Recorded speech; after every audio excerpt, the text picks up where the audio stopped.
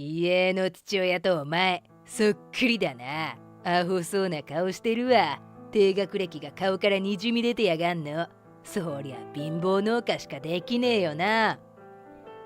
義父の友信さんが俺の父の葬儀でこんな失礼すぎる発言をしてきた。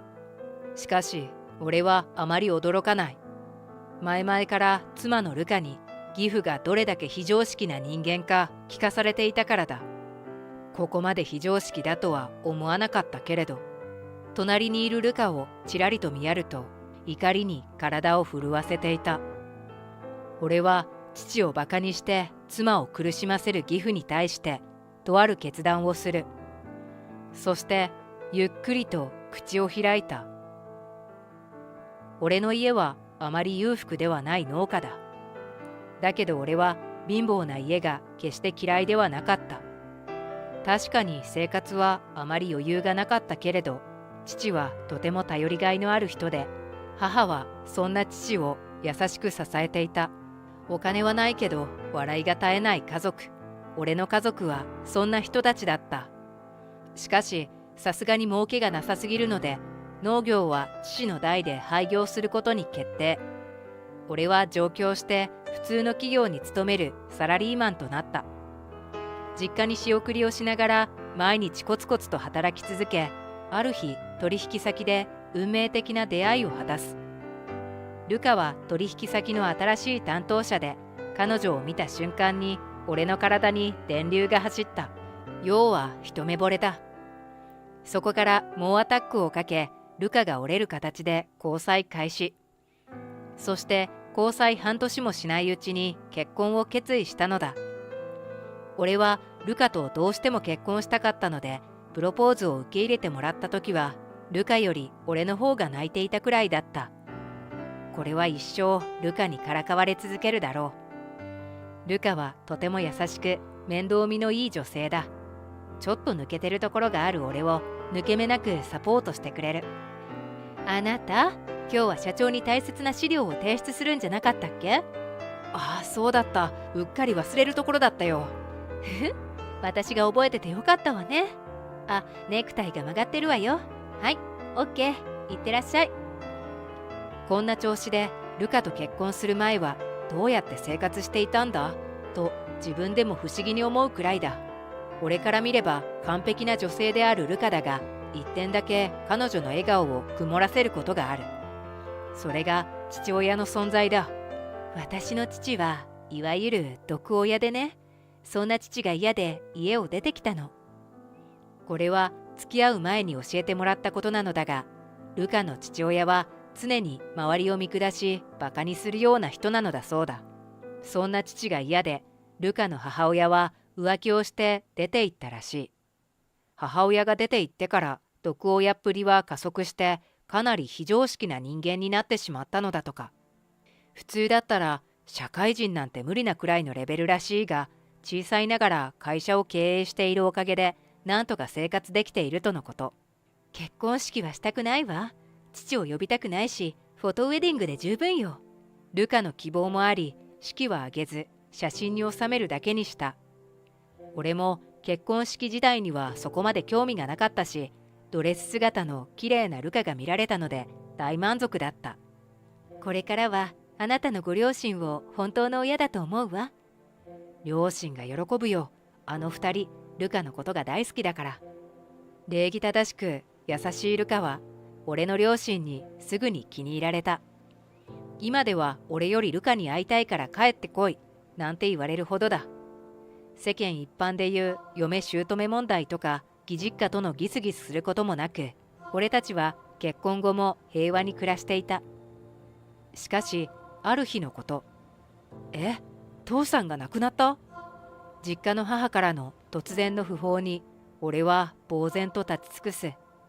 特に持病もなく元気な父だったが、この冬の寒さに耐えられなかったらしい。寒い風呂場で突然心臓発作を起こし、そのまま帰らぬ人となってしまった。俺はすぐルカを連れて帰郷。幸い実家は今住んでいる場所からそこまで遠い場所ではなかったので、すぐに駆けつけ母を支えることができた。母は憔悴しきっていて、俺とルカは懸命にサポートする。葬儀の準備は俺とルカが中心となり進め、なんとか無事に執り行うことができそうだった。だが、なんでここにいるのよ。葬儀会場で父の棺のそばに立ち、弔問客に挨拶をしていた俺たち。その俺たちの目の前には見慣れない男が現れたのだ。何って、お前の旦那の父親が死んだって言うから駆けつけてやったんじゃねえか。このセリフを聞いて、この男がルカの父親だと分かった。俺が素早く母に視線を向けると、母はうなずいた。ごめん母さん、この場は任せた。という意味で視線を送ったのだが、母にはちゃんと伝わったようだ。ルカのお父さんですね。はじめまして、ご挨拶が遅れました。夫の学です。本当に遅れた挨拶だな。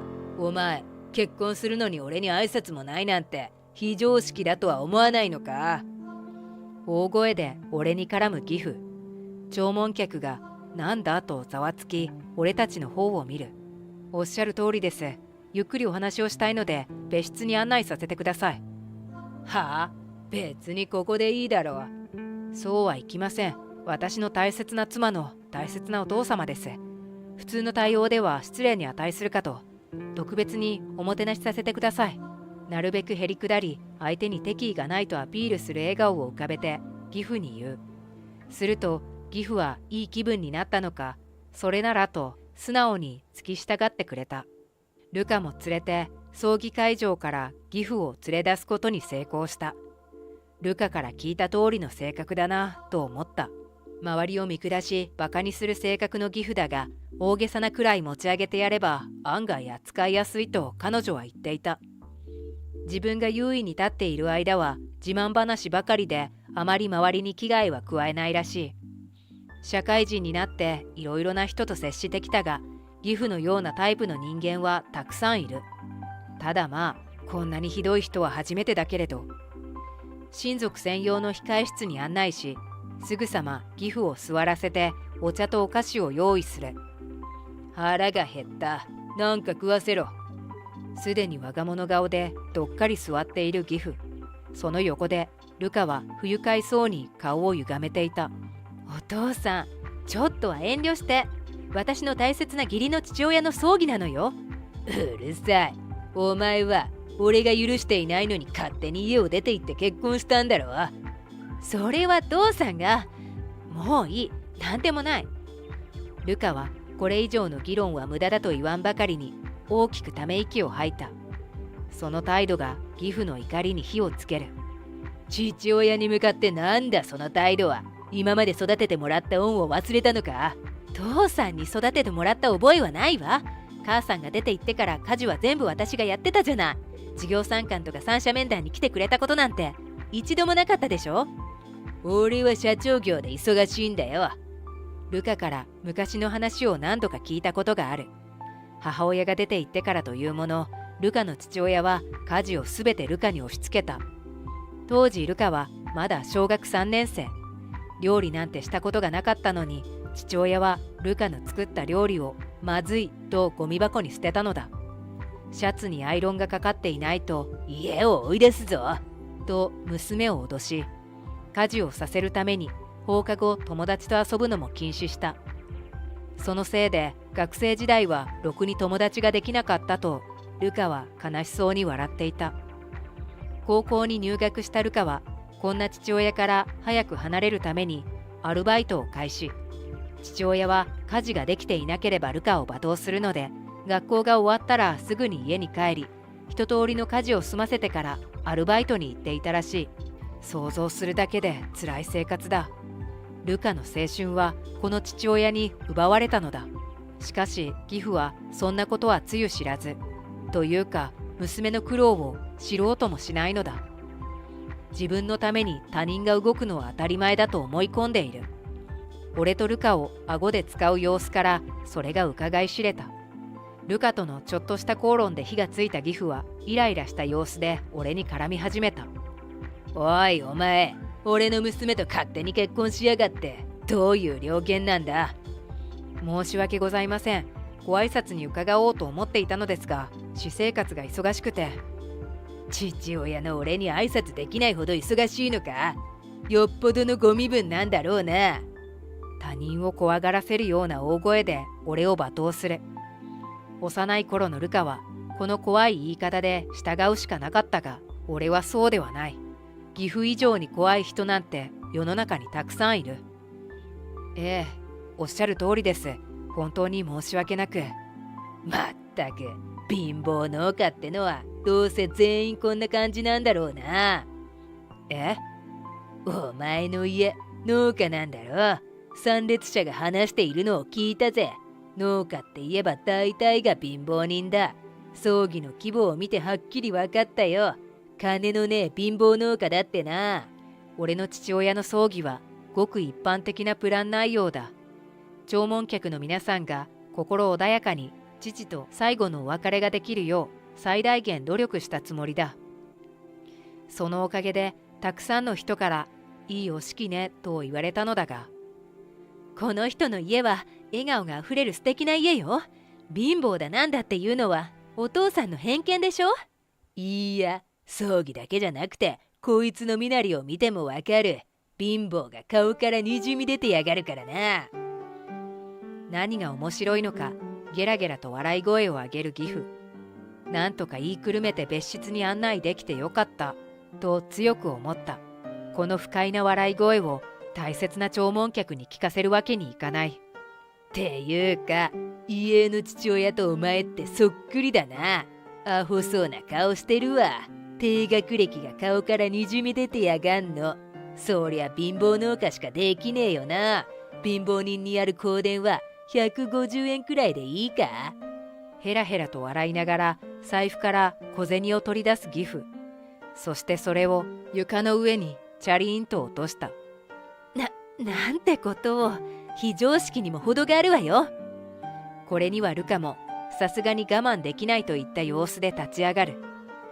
いやお前らみたいな貧乏人を見てるとまだ自分はマシだって思えるわ。まあ俺は会社の社長だから貧乏とは程遠いんだけどな。おいルカ、今からでも遅くないからこいつと離婚しろ。将来苦労させられるぞ。ルカは怒りのあまり何も言い返せず顔を真っ赤にしていた。怒りで拳がブルブルと震えている。このままでは義父を殴ってしまいそうだ。彼女を落ち着かせるために俺は怒りで震えている手をそっと握った。ルカはハッとした顔で俺を見る。そして今度は悲しみに顔を歪ませた。ごめんなさい。こんな父親のせいで。ルカを安心させるように俺は笑顔を浮かべた。自分のことをバカにされるのは別に構わない。平穏無事に過ごすためならプライドなんて捨てていくらでもへりくだれる。だけど俺の大切な父親をバカにして妻にこんな顔をさせるのは絶対に許せない。俺はルカのように怒りを表には出さなかったけれど、我慢の限界もかなりギリギリの状態だった。ルカ、何？君、この人のことまだ父親だと思ってる？俺の問いかけにルカはきっと目をつり上げ力強くこう返した。いいえ、こんな最低な人間私の父親じゃない。じゃあこいつ見捨てていい？もちろんよ。ルカから許しが出たので俺は義父にとある真実を教えてやることにした。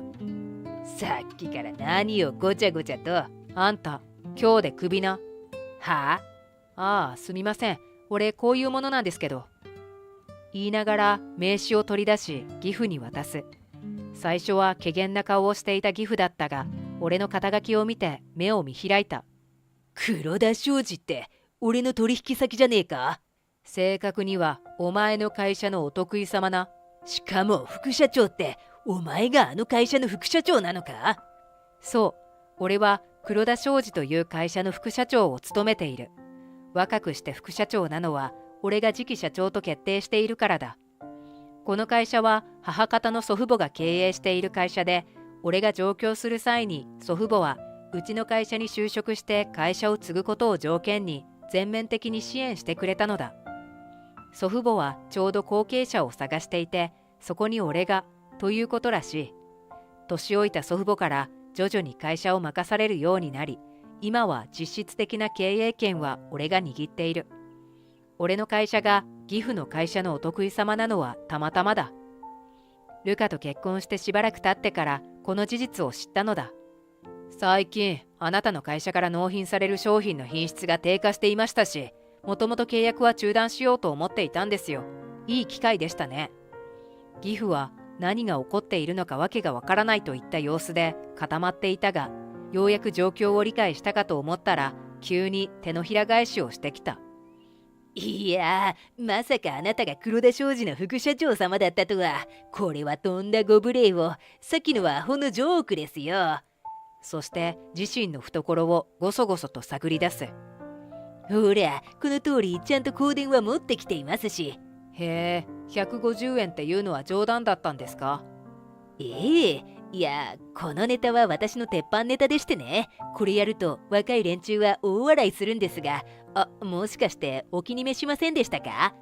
いや、申し訳ない。私、こういう場に来ると緊張して、ついネタを披露してしまうんですよ。あまりの手のひら返しを目の当たりにして、俺は驚いて一瞬何も言えなくなってしまった。するとルカが父親のみっともない姿にとうとう怒りを爆発させた。ふざけんじゃないわよ。そんな言い訳が通用すると思ってんの？言い訳なんかじゃ。ええ、言い訳じゃないですよね。言い訳ではなく、全くの嘘だ。俺は義父を冷たい目で見る。本当にみっともない。まるで人間様に尻尾を振る犬みたいだな。いや、犬の方が幾分か賢いか？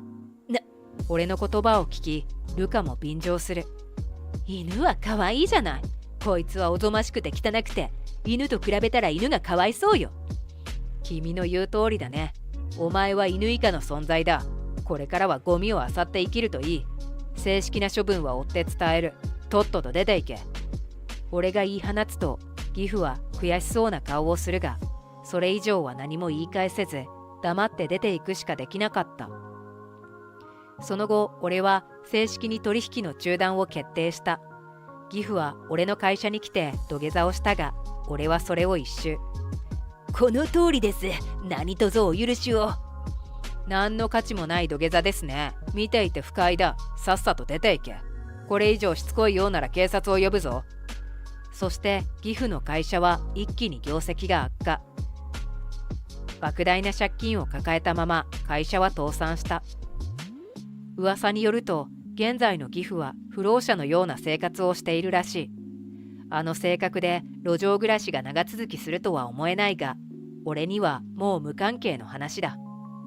一方、俺の会社の業績は安定している。義父の会社の代わりに別の会社と契約し、仕事のクオリティがアップし大満足だ。ルカはしばらくの間落ち込んでいたけれど、俺や母に励まされ徐々に回復。お父さんが亡くなったばかりなのに、私ったら情けないわね。もうあいつのことは忘れるわ。これからは私の本当の家族を大切にすることだけ考えるから。そう言い笑顔を見せてくれた。来年にはもう一人家族が増える予定で、母も俺もお腹の子の誕生を心待ちにしている。俺はこの家族を守るためなら何だってするつもりだ。